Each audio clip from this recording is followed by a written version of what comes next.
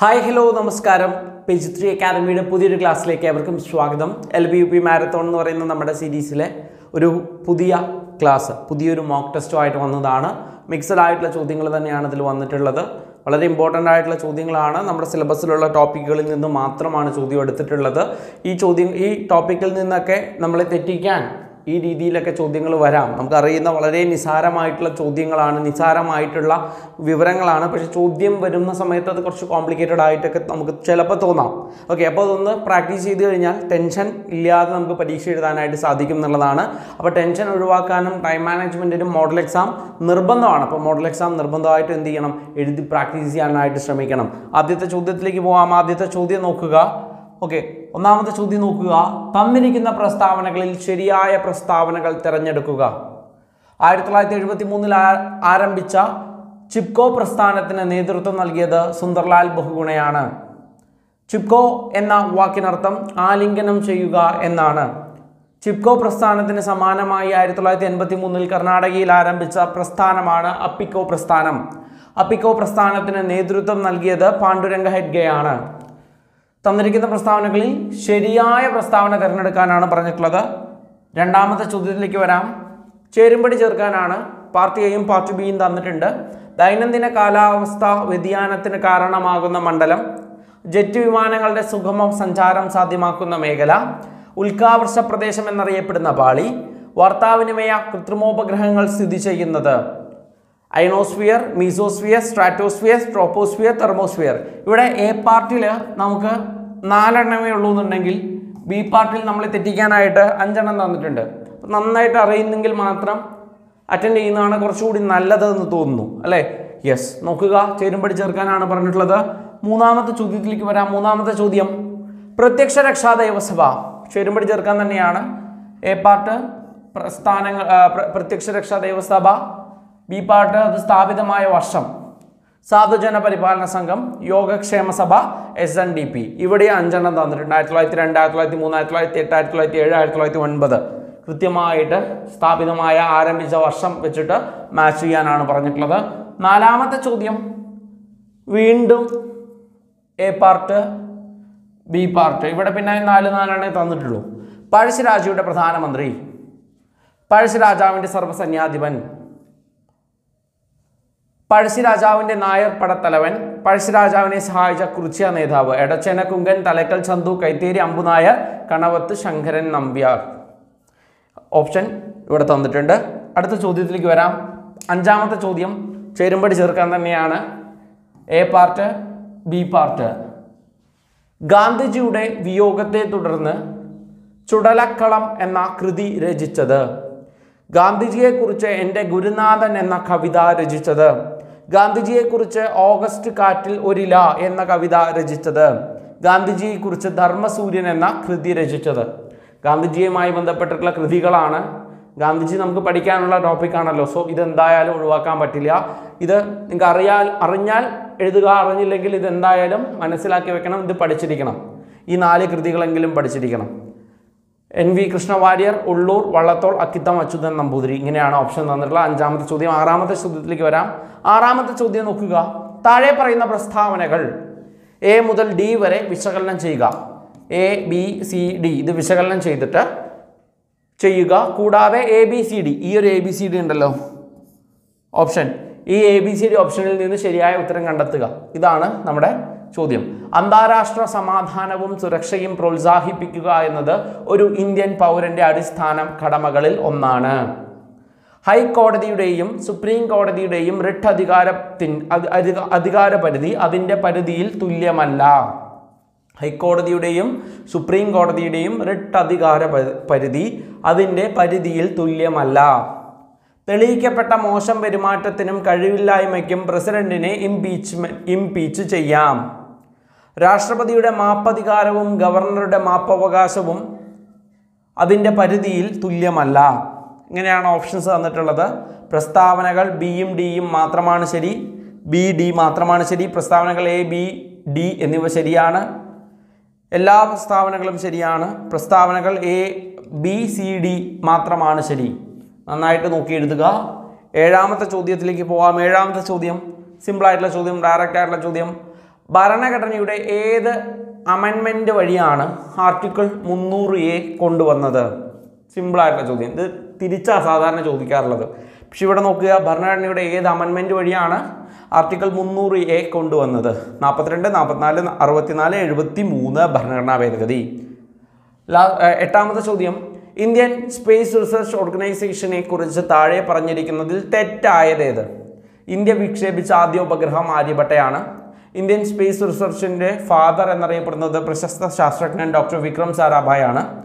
ISRO സ്ഥാപിച്ചത് 1962 ISRO India department of സ്പേസിന് report ചെയ്യുന്നു. എട്ടാമത്തെ ചോദ്യമാണ്. തെറ്റായതാ ചോദിച്ചിരിക്കുന്നത്. ഒൻപതാമത്തെ ചോദ്യം സിമ്പിളായിട്ടുള്ള ചോദ്യം, ഡയറക്റ്റ് ആയിട്ടുള്ള ചോദ്യം. ബംഗാൾ വിഭജനവുമായി ബന്ധപ്പെട്ട viceroy Curzon, Mountbatten, Wellesley, Elgin പ്രഭു. പത്താമത്തെ ചോദ്യം, ലാസ്റ്റ് ചോദ്യം, വാഗൺ ട്രാജഡി നടന്ന റെയിൽ റൂട്ട്? തിരൂർ മംഗലാപുരം, തിരൂർ പോത്തന്നൂർ, ഷൊർണൂർ ജോലാർപേട്ട, ഷൊർണൂർ സേലം. 10 ചോദ്യങ്ങളാണ് പറഞ്ഞത്. ഇതിൽ ഓരോ ചോദ്യങ്ങളുടെ ഉത്തരങ്ങൾ നമുക്ക് എന്ത് ചെയ്യാവുന്നതാണ്? പരിശോധിക്കാവുന്നതാണ്. ആദ്യത്തെ ചോദ്യം നോക്കുക. ആദ്യത്തെ ചോദ്യം, തന്നിരിക്കുന്ന പ്രസ്താവനകളിൽ ശരിയായ പ്രസ്താവനകൾ തിരഞ്ഞെടുക്കുക. ശരിയായതാണ് തിരഞ്ഞെടുക്കാൻ പറഞ്ഞിട്ടുള്ളത്. ഇവിടെ മെയിനായിട്ട് നോക്കണം, 1973 ആരംഭിച്ച ചിപ്കോ പ്രസ്ഥാനത്തിന് നേതൃത്വം നൽകിയത് സുന്ദർലാൽ ബഹുഗുണ. 1973 എന്നും ചിപ്കോ പ്രസ്ഥാനം എന്നും സുന്ദർലാൽ ബഹുഗുണയും ശരിയാണ്. So 1 okay. ചിപ്കോ പ്രസ്ഥാനം എന്ന വാക്കിനർത്ഥം ആലിംഗനം ചെയ്യുക, അതും ശരിയാണ്. ചിപ്കോ പ്രസ്ഥാനത്തിന് സമാനമായി 1983 കർണാടകയിൽ ആരംഭിച്ചതാണ് അപ്പിക്കോ പ്രസ്ഥാനം, അതും കറക്റ്റാണ്. അപ്പിക്കോ പ്രസ്ഥാനത്തിന് നേതൃത്വം നൽകിയത് പാണ്ഡുരംഗ ഹെഡ്ഗെയാണ്, കറക്റ്റാണ്. അപ്പോൾ 4ഉം കറക്റ്റാ. 4ഉം കറക്റ്റായിട്ടുള്ള ഓപ്ഷൻ ഏതാ? ഓപ്ഷൻ സി ആണ്. കിട്ടിയില്ലേ? രണ്ടാമത്തെ ചോദ്യത്തിന് ഉത്തരം നോക്കാം. ചേരുംപടി ചേർക്കാനാണ് പറഞ്ഞിട്ടുള്ളത്. ദൈനംദിന കാലാവസ്ഥാ വ്യതിയാനത്തിന് കാരണമാകുന്ന മണ്ഡലം ഏതാണ് എന്ന് ചോദിച്ചു കഴിഞ്ഞാൽ നമുക്ക് ഉത്തരം പറയാൻ പറ്റും. അത് ട്രോപ്പോസ്ഫിയർ ആണ്. 1D troposphere. ജെറ്റ് വിമാനങ്ങളുടെ സുഗമ സഞ്ചാരത്തിന് സാധ്യമാക്കുന്നത് ഏതാണ്? ജെറ്റ് വിമാനങ്ങളുടെ സുഗമ സഞ്ചാരം സാധ്യമാക്കുന്ന മേഖല അല്ലെ, എയർ പോക്കറ്റോ കാര്യങ്ങളൊന്നും ഇല്ലാത്തത് കൊണ്ട് തന്നെ അത് ഏതാണെന്ന് വെച്ച് കഴിഞ്ഞാൽ സ്ട്രാറ്റോസ്ഫിയർ ആണ്. ഉൽക്കാവർഷ പ്രദേശം എന്നറിയപ്പെടുന്ന പാളി ഏതാണ്? ഉൽക്കാവർഷ പ്രദേശം എന്നറിയപ്പെടുന്ന പാളി അത് മീസോസ്ഫിയർ ആണ്. ഏതാണ്? മീസോസ്ഫിയർ. വാർത്താവിനിമയ കൃത്രിമോപഗ്രഹങ്ങൾ സ്ഥിതി ചെയ്യുന്നത് എവിടെയാണെന്ന് ചോദിച്ചു കഴിഞ്ഞാൽ തെർമോസ്ഫിയർ ആണോ അയണോസ്ഫിയർ ആണോ? തീർച്ചയായിട്ടും അയണോസ്ഫിയർ ആണ് എന്നുള്ളതാണ്. അപ്പോൾ 4A. ഇവിടെ നോക്കണം, 1D, 2C, 3A, 4 അല്ലെ 3B, 4A. അപ്പോൾ അത് വരുന്നത് ഓപ്ഷൻ A ആണ് കേട്ടോ. ഓപ്ഷൻ A ആണ് ഇവിടുത്തെ ശരി ഉത്തരം. മൂന്നാമത്തെ ചോദ്യം നോക്കുകയാണ്, ചേരുംപടി ചേർക്കാനാണ്. ചോദ്യം നോക്കുക. പ്രത്യക്ഷ രക്ഷാ ദൈവസഭ, സാധുജന പരിപാലന സംഘം, യോഗക്ഷേമ സഭ, SNDP. SNDP എന്തായാലും നമുക്ക് അറിയുമല്ലോ. SNDPയുടെ വർഷം 1903 അപ്പോൾ നമുക്കത് അറിയുന്നുണ്ടെങ്കിൽ അത് വെച്ചിട്ട് നമുക്ക് ഉത്തരത്തിലേക്ക് എത്താം. 1903 SNDP. അപ്പോൾ 4B ആണ്. 4B ഉള്ള എത്ര ഓപ്ഷൻ ഉണ്ട് നോക്കുക. ഒറ്റ ഓപ്ഷനേ ഉള്ളൂ, അത് തന്നെയാണ് ശരിയായിട്ടുള്ള ഉത്തരം. അപ്പോൾ മൂന്നാമത്തെ ഉത്തരത്തിലേക്ക് എത്തി. ബാക്കിയുള്ളത് കൂടി പഠിക്കണമല്ലോ. അപ്പോൾ സി വെച്ചിട്ട് 1E പ്രത്യക്ഷ രക്ഷാ ദേവസഭ 1E 1909 എന്നുള്ള കാര്യത്തിൽ എത്തുക. ഇനി 2 സാധുജന പരിപാലന സംഘം, അത് D ആണ്, 1907 എന്നുള്ളതിലേക്ക് എത്തുക. യോഗക്ഷേമ സഭ 3C ആണ്, 1908 എന്നുള്ളതിലേക്ക് എത്തുക. അപ്പോൾ ഇത് കിട്ടിയിട്ടുണ്ട്. ഓപ്ഷൻ സി ആണ് ശരിയായിട്ടുള്ള ഉത്തരം. അടുത്ത ചോദ്യത്തിലേക്ക് വരാം. പഴശ്ശിരാജയുടെ പ്രധാനമന്ത്രി, പഴശ്ശിയുടെ സർവ്വസൈന്യാധിപൻ, പഴശ്ശി നായർ പടത്തലവൻ, കുറിച്യർ നേതാവ്, ഇതാണ് A പാർട്ടിൽ വന്നിട്ടുള്ളത്. ഇതിലെന്തായാലും നമുക്ക് അറിയുന്ന കാര്യങ്ങൾ തന്നെയാണുള്ളത്. 1 പഴശ്ശിയുടെ പ്രധാനമന്ത്രി കണവത്ത് ശങ്കരൻ നമ്പ്യാർ. പഴശ്ശിരാജാവിൻ്റെ സർവ്വസൈന്യാധിപൻ എന്ന് പറയുന്നത് പഴശ്ശിയുടെ സർവ്വസൈന്യാധിപൻ കൈത്തേരി അമ്പുനായർ. പഴശ്ശിരാജാവിൻ്റെ നായർ പടത്തലവൻ ആരാണ്? പഴശ്ശിയുടെ നായർ പടത്തലവൻ എടച്ചന കുങ്കനാണ്. എടച്ചന കുങ്കൻ. പഴശ്ശിരാജാവിനെ സഹായിച്ച കുറിച്യർ നേതാവാണ് ആര്? തലയ്ക്കൽ ചന്തു.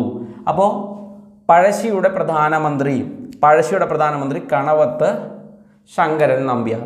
പഴശ്ശിരാജാവിൻ്റെ സർവ്വസൈന്യാധിപൻ കൈത്തേരി അമ്പുനായർ.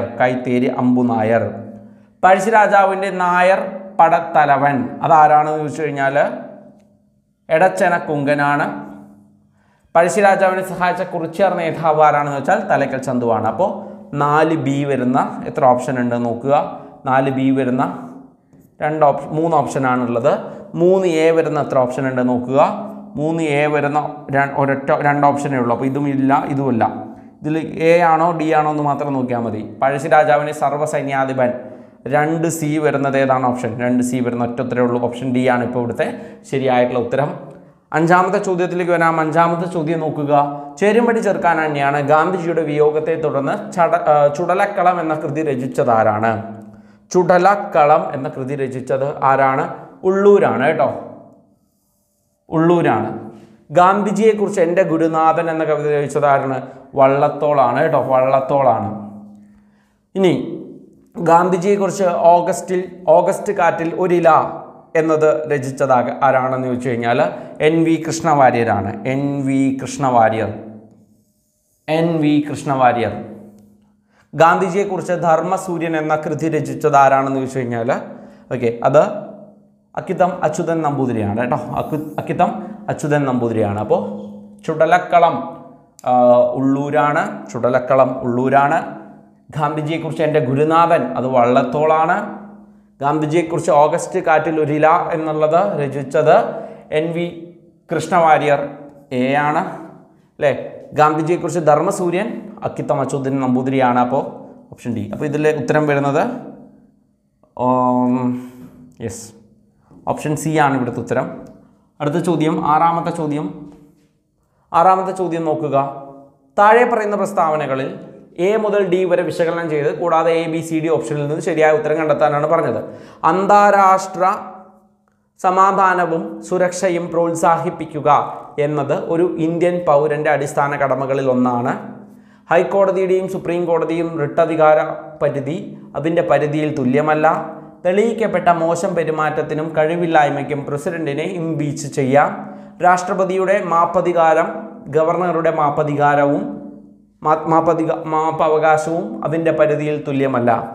ഇവിടെ 4 ഓപ്ഷൻസ് 4 പ്രസ്താവന തന്നിട്ട് ഇത് പരിശോധിക്കാനാണ് പറഞ്ഞിട്ടുള്ളത്. എന്നിട്ട് ഇതും നോക്കിയിട്ട് വേണം ഉത്തരത്തിലേക്ക് എത്താൻ. പ്രസ്താവനകൾ Bയും Dയും മാത്രമാണ് ശരി. പ്രസ്താവനകൾ A, B, D എന്നിവയാണ് ശരി. ഇവിടെ നോക്കുക, പ്രസ്താവനകൾ Bയും Dയും മാത്രമാണ് ശരി എന്നാണ് എന്ത് ചെയ്തിട്ടുള്ളത് ഇവിടെ പറഞ്ഞിട്ടുള്ളത്. നമുക്കതൊക്കെ എന്താണെന്നൊന്ന് പരിശോധിച്ച് നോക്കാം. ഓക്കെ, പ്രസ്താവനകൾ Bയും Dയും മാത്രം, പ്രസ്താവന B, D എന്നിവ മാത്രം. ഹൈക്കോടതിയും സുപ്രീം കോടതിയും റിട്ടധികാരം അതിൻ്റെ പരിധിയിൽ തുല്യമല്ല. ഓക്കെ, 32ഉം 226ഉം ഓക്കെയാണ്. D, രാഷ്ട്രപതിയുടെ മാപ്പധികാരവും ഗവർണറുടെ മാപ്പധികാരവും തമ്മിൽ തുല്യമല്ല, ശരിയാണ്. അപ്പോൾ Bയും Dയും മാത്രമാണ് ശരിയെന്നാണ് പറഞ്ഞത്. അതിനർത്ഥം എന്താണ്? C, തെളിയിക്കപ്പെട്ട മോശം പെരുമാറ്റത്തിനും കഴിവില്ലായ്മയ്ക്കും പ്രസിഡന്റിനെ ഇംപീച്ച്മെന്റ് ചെയ്യുന്നു. ശരിക്കും ഇതിനല്ല, ഭരണഘടനാ ലംഘനത്തിനാണ് എന്ത് ചെയ്യുന്നത്? തീർച്ചയായിട്ടും ഇംപീച്ച്മെന്റ് ചെയ്യുന്നത്. അപ്പോൾ അത് തെറ്റാണ്. അന്താരാഷ്ട്ര സമാധാനവും സുരക്ഷയും പ്രോത്സാഹിപ്പിക്കുക എന്നത് ഒരു ഇന്ത്യൻ പൗരൻ്റെ അടിസ്ഥാന കടമകളിൽ ഒന്നാണ്. കടമയല്ല, അതെന്താണ്? ഇത് ശരിക്കും നമ്മുടെ നിർദ്ദേശക തത്വങ്ങളിൽ വെച്ചിട്ടുള്ള ഒരു കാര്യമാണ്. അപ്പോൾ ഇവിടെ പറഞ്ഞത് കറക്റ്റാണ്. ഓപ്ഷൻ A തന്നെയാണ് ഇവിടുത്തെ ശരിയായിട്ടുള്ള ഉത്തരം. അടുത്ത ചോദ്യം, ഭരണഘടനയുടെ ഏത് അമെൻമെൻറ്റ് വഴിയാണ് ആർട്ടിക്കിൾ 300A വന്നതെന്ന് ചോദിച്ചാൽ 44ാം ഭരണഘടനാ ഭേദഗതി. ഇന്ത്യൻ സ്പേസ് റിസർച്ച് ഓർഗനൈസേഷനെ കുറിച്ച് ഇന്ത്യ വിക്ഷേപിച്ച ആദ്യ ഉപഗ്രഹമാണ് ആര്യഭട്ട, ശരിയാണ്. പറഞ്ഞിരിക്കുന്നതിൽ തെറ്റാണ് ചോദിച്ചത്. ഇന്ത്യൻ സ്പേസ് റിസർച്ചിൻ്റെ ഫാദർ വിക്രം സാരാഭായ്, ശരിയാണ്. ISRO സ്ഥാപിതമായത് 1962, തെറ്റാണ്. 69ആണ്. ISRO Indian department of space report ചെയ്യുന്നു, കറക്റ്റാണ്. അപ്പോൾ ഇവിടെ ഉത്തരം C ആയിരിക്കും. ഇവിടുത്തെ ഉത്തരം C ആണ്. അടുത്തത് 9ാമത്തെ ചോദ്യം, ബംഗാൾ വിഭജനവുമായി ബന്ധപ്പെട്ട് കഴ്സൺ പ്രഭു എന്നുള്ള കാര്യം എളുപ്പമാണ്. 10ാമത്തേത് തിരൂർ ടു പോത്തന്നൂരാണ്. എന്ത്? Wagon tragedy rail route Tirur to Pothanur. അപ്പോൾ 10 ചോദ്യങ്ങൾ നമ്മൾ നോക്കി. 10 ചോദ്യങ്ങൾ നിങ്ങൾക്ക് എത്ര എണ്ണം കിട്ടിയിട്ടുണ്ട് എന്നൊന്ന് പറയുക. മോഡൽ എക്സാമുകൾ എഴുതി പ്രാക്ടീസ് ചെയ്യാനായിട്ട് നിങ്ങൾ ആഗ്രഹിക്കുന്നുണ്ടെങ്കിൽ 70 മോഡൽ എക്സാമിൻ്റെ 299 രൂപ വിലയുള്ള ഒരു കോഴ്സ് നമ്മുടെ ആപ്പിനകത്ത് പേജ് 3യുടെ ആപ്പിനകത്ത് അവൈലബിൾ ആണ്. മോഡൽ എക്സാമുകളും 2023-24 വർഷത്തെ കറണ്ട് അഫെയറുമാണ് ഈ കോഴ്സിൽ ലഭിക്കുന്നത്. ഈ കോഴ്സിനെ കുറിച്ച് കൂടുതൽ അറിയാനായിട്ട് ചുവടെ കാണുന്ന നമ്പറിലേക്ക് വിളിക്കാവുന്നതാണ്. ഓക്കെ, ടൈം മാനേജ്മെൻറ്റിനും ഇപ്പോഴത്തെ പരീക്ഷാ പാറ്റേൺ ഒന്ന് മനസ്സിലാക്കാനൊക്കെ ഈ ഒരു ക്വസ്റ്റ്യൻ പേപ്പർ നിങ്ങളെ തീർച്ചയായിട്ടും സഹായിക്കും. ഓക്കെ, അടുത്ത ദിവസം കൂടുതൽ ചോദ്യങ്ങളായിട്ട് കാണാം. നമുക്കിനി UP പരീക്ഷയ്ക്ക് 42 ദിവസമൊക്കെയാണ് മുന്നിലുള്ളത്. നന്നായിട്ട് വർക്കൗട്ട് ചെയ്യുക. അവസാന സമയമാണ്. ഇപ്പോൾ എന്താണോ നിങ്ങൾ ചെയ്യുന്നത് അതായിരിക്കും നിങ്ങളുടെ റിസൾട്ട്. Okay, thank you.